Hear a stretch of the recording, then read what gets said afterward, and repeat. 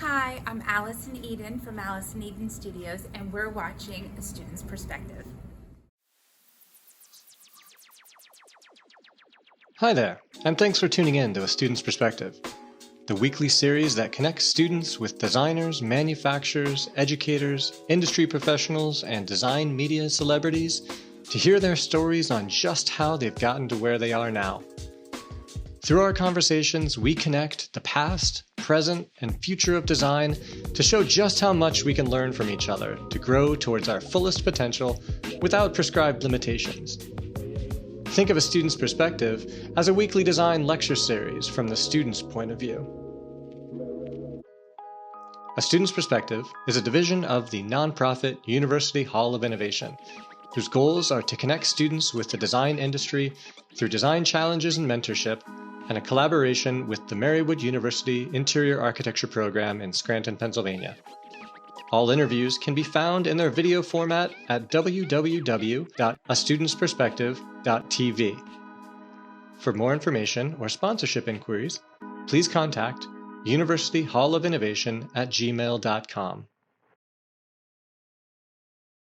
Hi, I'm Bianca and Gary. And I'm Vanessa, and today we're here with Allison Eden. Last time we were with Allison, we were at High Point Market about a year and a half ago. So do you want to just give us a little update on what we missed? Oh gosh, well, so great to see you guys again, and thank you so much for coming. Well, since a year and a half ago at High Point, we launched a collection with ZUO Mod, 9 different mosaic-inspired patterns into upholstery, and they're putting them on all of their bodies. And we just launched with graphic image flooring a line of custom vinyl flooring, which is so cool. It's not out yet, and you'll be seeing that very soon. And we're doing some clothing and accessories. I actually have some accessories to show you what we're doing, so I'll bring those out shortly. I'm excited. A home collection, placemats, tablecloths, napkin rings. Wow. Nesting boxes. Oh my god. Yeah, really, really fun stuff. Wow. That's so exciting. We'll just do like a brief background of like where you started, because we've already interviewed before. So yeah. Well, okay, so I'm gonna tell you how I got started. Okay. I was going to FIT. I was a student living in the dorm, and I walked by a store that sold glass, and I absolutely fell in love with the medium. I was actually going to go into clothing design, and the moment I walked into this store, it had crates and crates of colorful glass like we have everywhere. And I just knew that was what I wanted to do. Mm-hmm. So I made little samples that I broke glass with a hammer, glued it on cardboard, and I would stick it up, and I would show people. I would walk around the garment center. I got my first job. I was so excited, and from the first job, I took a little studio, and I always thought that, don't take no for an answer. If somebody, go outside of your comfort zone and walk around and show people what you do, because people need to see what you do. And at the time, this was before computers, I took an ad out in the Yellow Pages. You probably don't even know what those are, but it was a yellow book that if you needed anything, it was Google. And it was the Google of our time. So I took out all these ads. I didn't know what I was, because I was a design student. So I took an ad out saying I was a baker and a contractor and an architect and a florist and a fashion designer. I took out all these ads, and I got a call from a contractor in looking to do the Brazilian wave and mosaics in a Burger King. And he called me, and he said, I'm looking for somebody that will do the Brazilian wave. They have to do it in 3 weeks, and I can't find anybody in the tri-state area to do this. Mind you, I didn't even know what flooring was. And I was like, well, you've come to the right place. I do this all the time. Easy. No problem. I got you covered. So I rented a car, I drove to Home Depot, and I bought a video on how to tile a floor. Oh my gosh. And I tiled the floor. And That's crazy. it was, not only did it turn out so beautiful, the owner gave me free burgers until they tore the whole building down Oh my gosh. to build condos. So, I mean, I studied that video and I learned how to tile a floor because I had to. Yeah. You know, I had to make this happen. Right. And so I put, you know, if you put your mind to something, you can do it. Yeah. You know, you just have to be like willing to do the work and just don't give up and don't say no. Yeah. It's amazing that you found what you loved, you knew that you loved it, and you genuinely gave everything that you had to it. Like you didn't stop and say, oh, I've never done how to do this. You were like, I want to do this, so whether I know it or not, I'm gonna learn it. Right. So, you know, in your field, it's so good to know everything, and even outside your field and the business part of it. I mean, I walked into my job site with a brand new Staples invoice book, and I wrote 001. You would have thought the guy might have thought like, right? You're writing 001. Yeah. Is that your first invoice? Right. But he didn't, and he gave me a chance. And that one chance, I proved myself of how to create a home mosaic floor. And it was so beautiful. And after that, I was like, you know what? You put your mind to it, and you love what you do, and you just put everything into it, it will work. Right. It's never easy, and it's so much work, and it's so hard. And sometimes you're like, oh my God, what am I doing? But if you love something so much, it will be a beautiful thing. Yeah. It will work out in the end. Yeah, especially as students, we're like doing our projects in the studio, and we're like, what are we doing? Like, where is this going?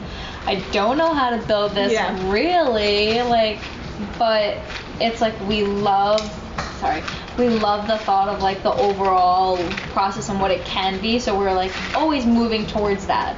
But we're sometimes in that phase of, what are we doing? Like, the world is your oyster being a student. And it's hard to see that because you're in it and you're like, well, what am I doing? Do I like this? Do I don't like this? It's like, should I be a doctor? Should I be a lawyer? Right. Should I, you know? What do I do? Should I go work at Bloomingdale's? Like, what do I do?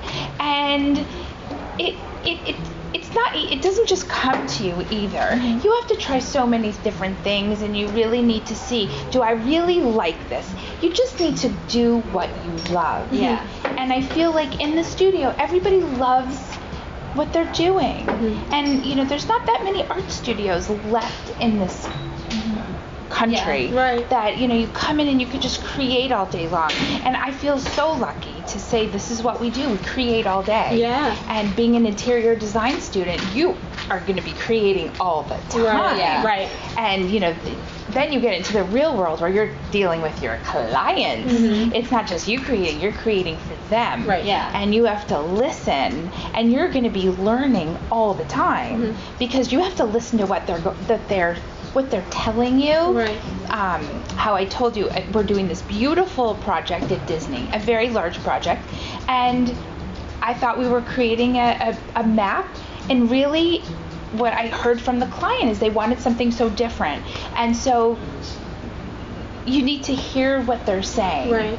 Yeah, absolutely. And then taking your interpretation of what you think it should be is also really interesting as a student, because I don't really know how much I can push and pull with what I can do. Like, in the parameters of certain projects, I'm always like, this is what we have to do. Right. Is there room to push and pull these boundaries? So understanding your client and saying, I don't think this is right for you, I think maybe we should do this, is interesting in my brain to see you do this, and then I'm like, well, maybe I could put that into my project and push those boundaries to a different limit that I didn't think of in the first place. Right.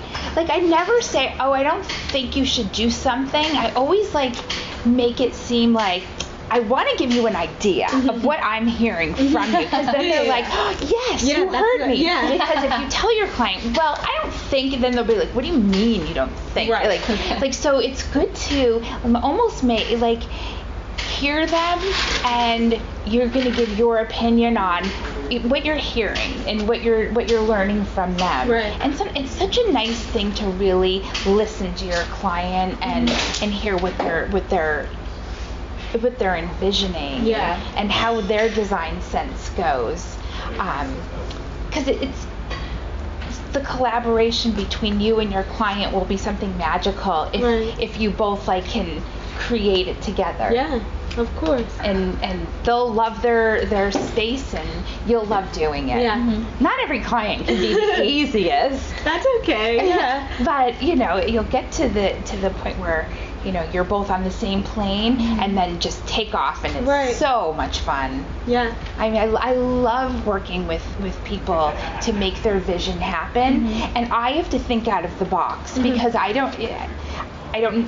certain eras or genres I don't know, and I get to learn. I could buy books on different time periods, and you just hear little things that your client tells you, and it's exciting because you're like, wow, I'm going to learn all about this. I'm going to learn all about mid-century modernism architecture.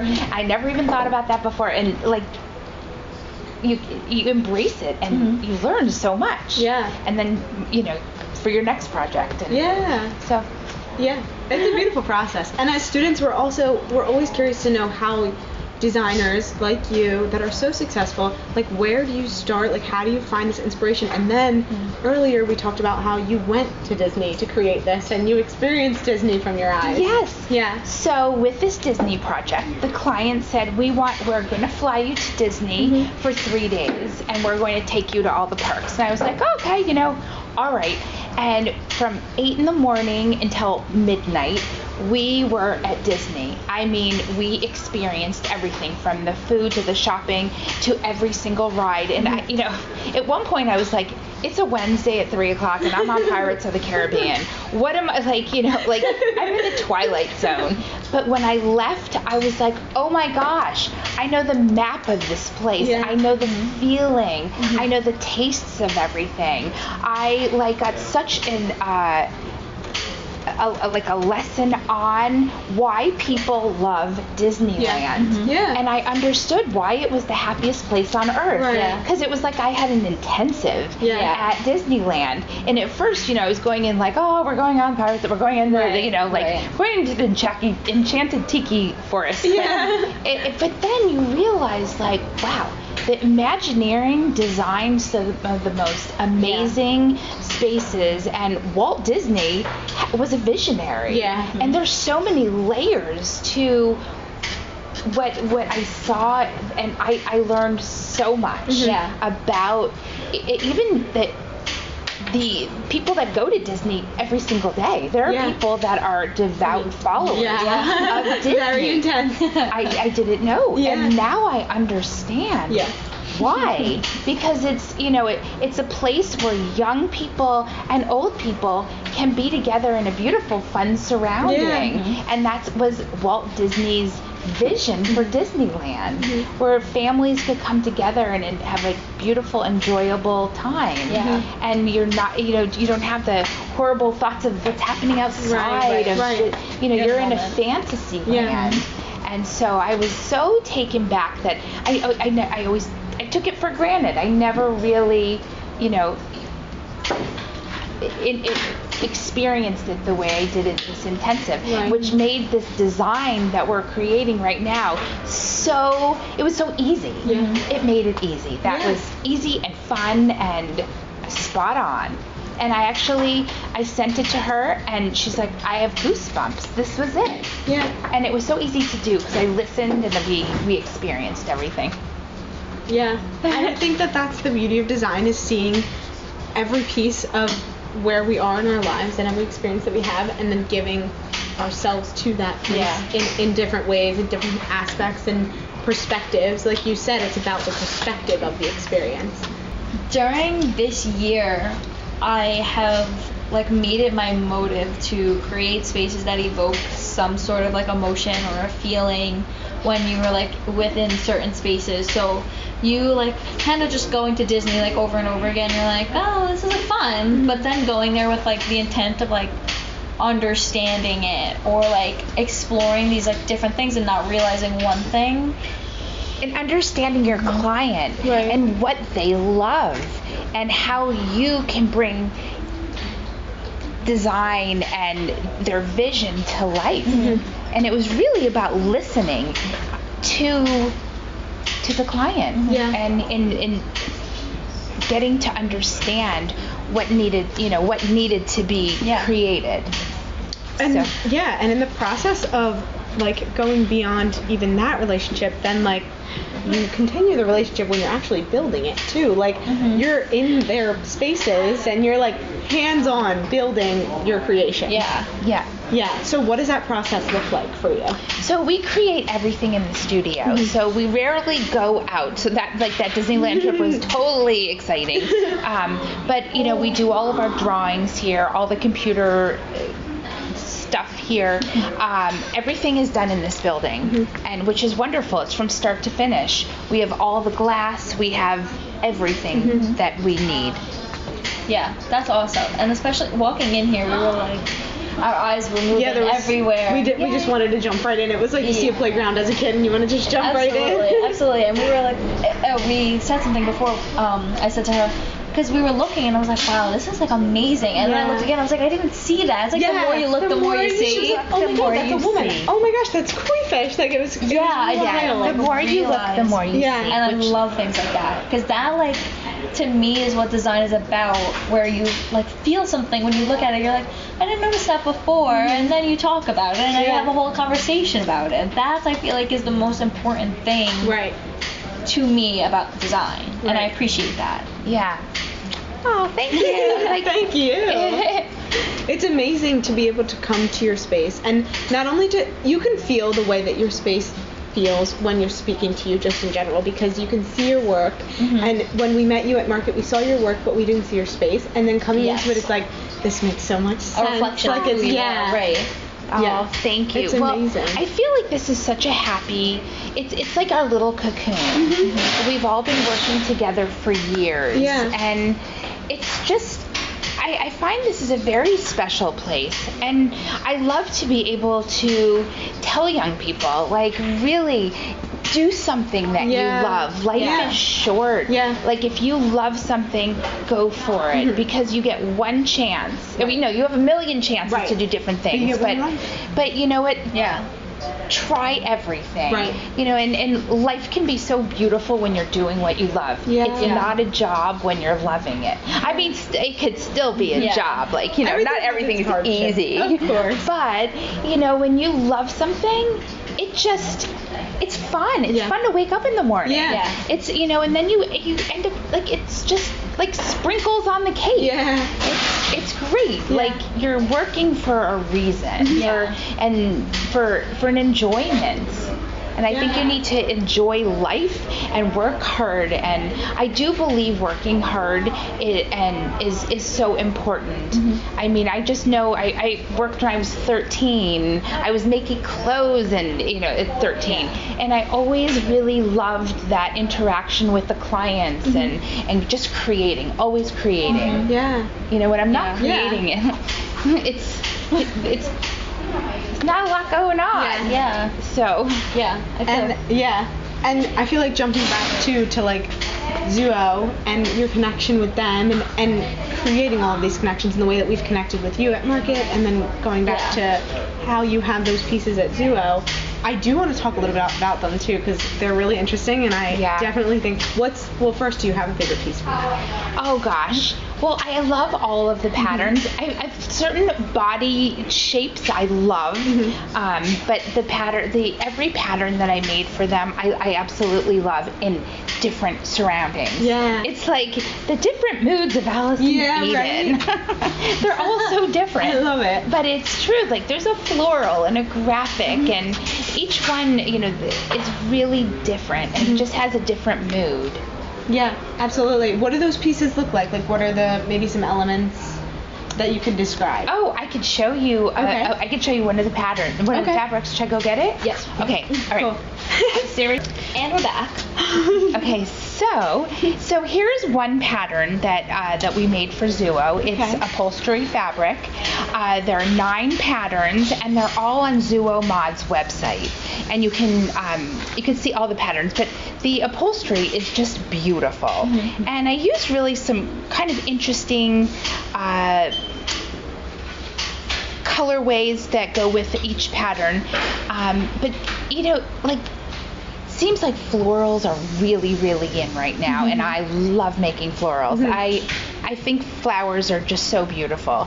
And then I have a side that I love the graphics, and so we have all these different patterns, and each one has a matching colorway, so they all look very lovely together. Right. And so and then I was making dresses to go with the furniture. Oh. Yeah, too bad I didn't see you at ICFF, because that was like every collaboration together.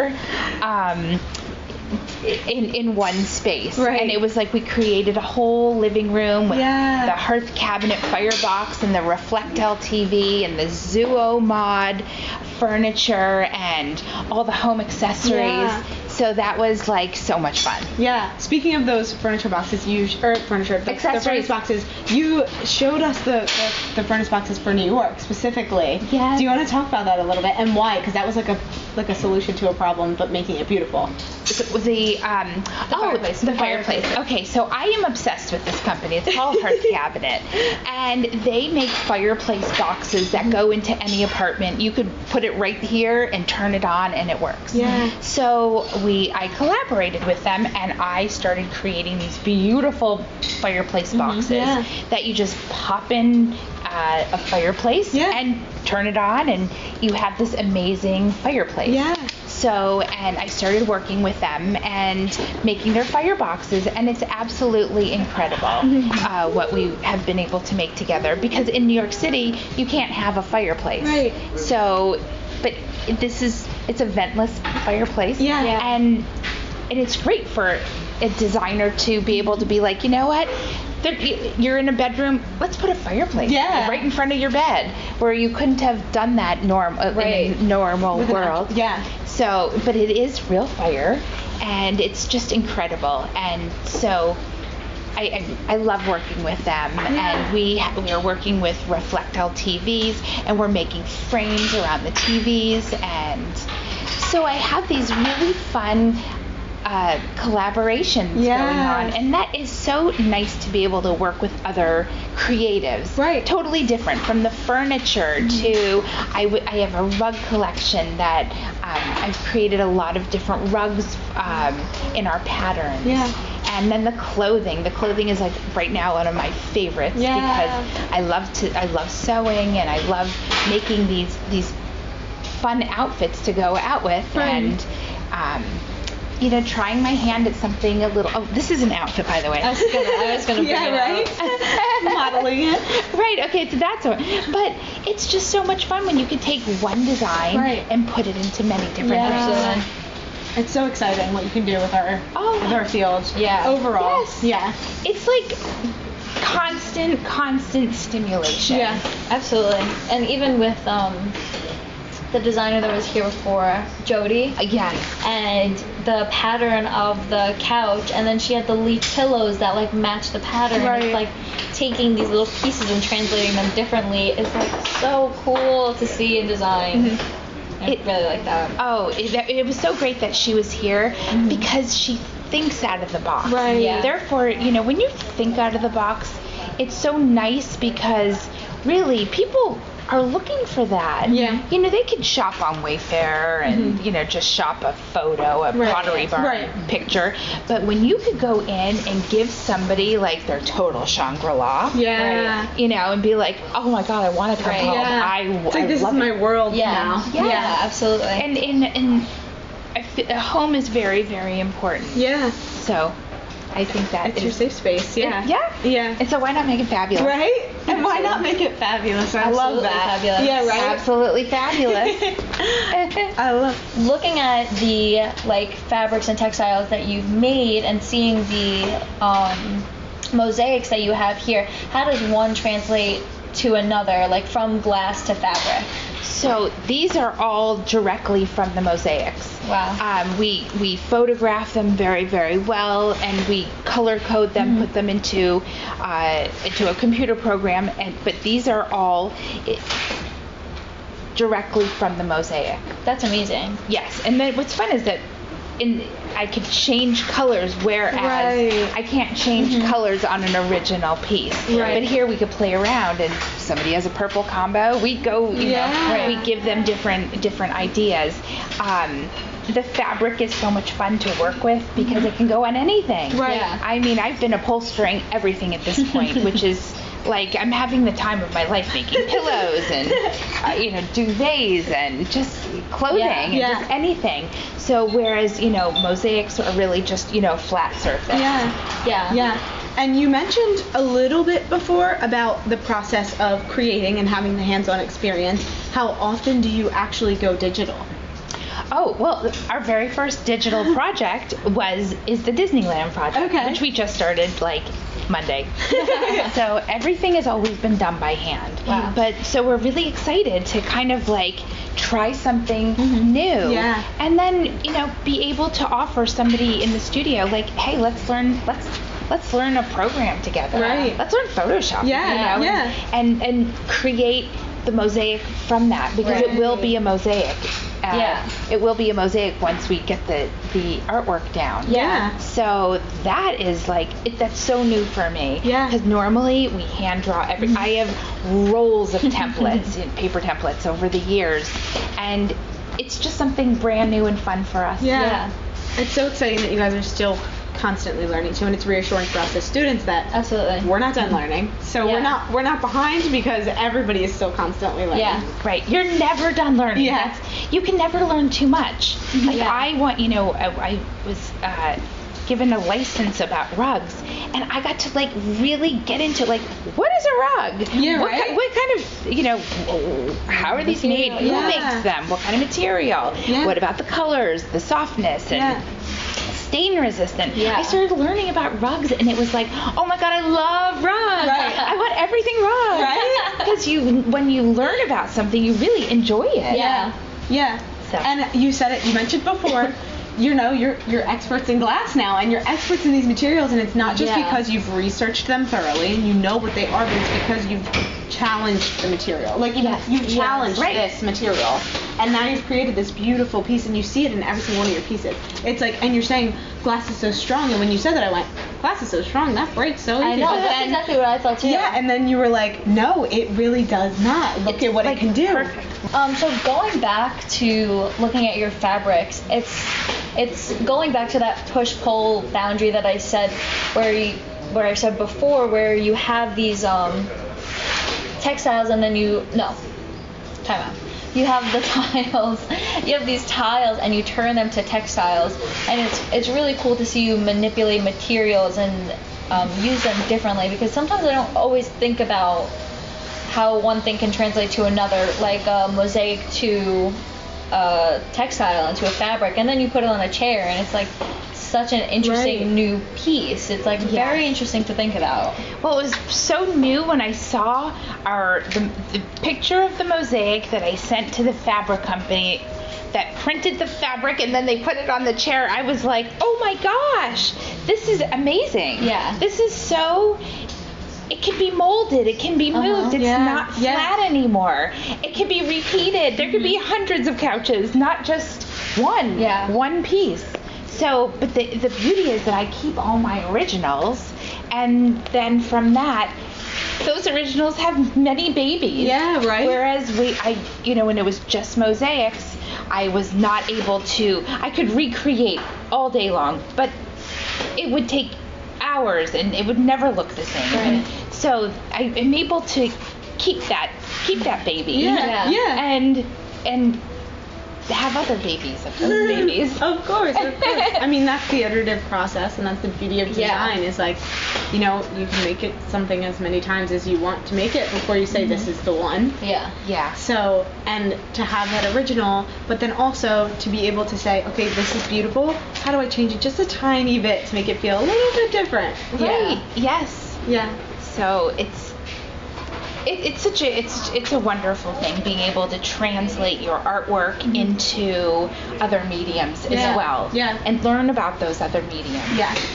But keeping all into the interior design field, it's such a special field. It really is. I absolutely love the interior design community, commercial design, residential design, just all of it.